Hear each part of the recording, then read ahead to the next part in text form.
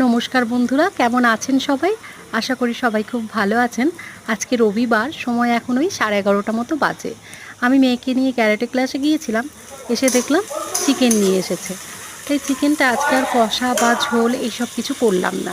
চিকেনটাকে ধনেপাতা বাটা আর কাঁচা লঙ্কা বাটা, একটু নুন, একটু হলুদ গুঁড়ো, লঙ্কার গুঁড়ো আর একটু তেল দিয়ে ম্যারিনেট করে রেখে দিয়েছিলাম।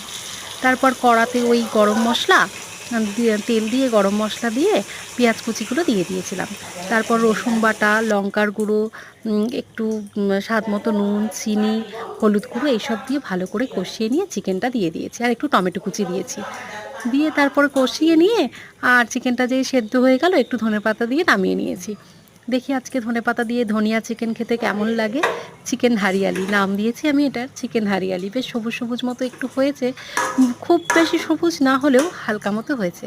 কেমন লাগলো জানাবেন আপনারা।